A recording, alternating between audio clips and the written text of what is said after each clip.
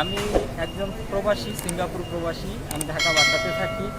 তো আমার এখন আমি তো ছুটিতে আসছিলাম, আমার সিঙ্গাপুরে ব্যাক করার জন্য টিকাটা বাধ্যতামূলক হয়ে গেছে। তো সেই জন্য আমি প্রবাসী কল্যাণে আসছিলাম। তো ওনারা আমাকে বলল যে মানে মডার্নাটা এখন ফাইজারটা যেহেতু অনেকটা প্রাধান্য দিয়েছিল, আমরা ফাইজারের জন্য অনেকেই আশাবাদী ছিলাম, বাট ফাইজারটা ওই পরিমাণ এখন বাংলাদেশে নাই। সেই বিধায় আমরা মানে সারোয়ার স্যার উনি বললেন যে মডার্নাটা দিলে আমরা সেই ক্ষেত্রে খুব ইজিলি সিঙ্গাপুরে ঢুকতে পারবো, বা তারা এটাকে অনেকটা প্রাধান্য দিচ্ছে আর কি।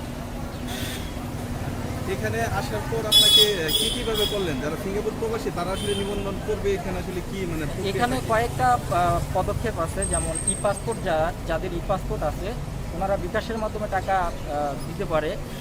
আর যাদের অন্যান্য এমআরটি পাসপোর্ট ওনারা হচ্ছে যে প্রবাসী কল্যাণ ব্যাংক থেকে টাকা জমা দিতে পারে। দেন দোতলাতে এটা জমা দেওয়ার সিস্টেম আছে।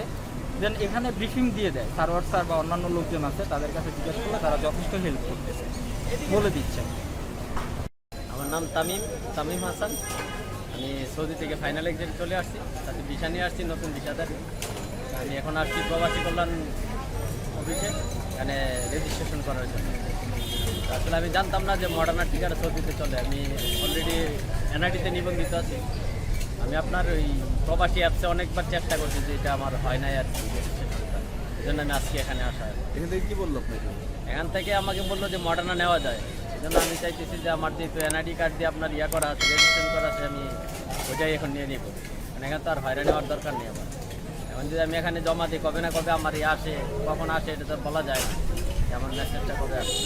আমার অলরেডি যেহেতু মেসেজ আসে, সেই জন্য আমি চাইতেছি যে মডার্নাই নিয়ে নেব।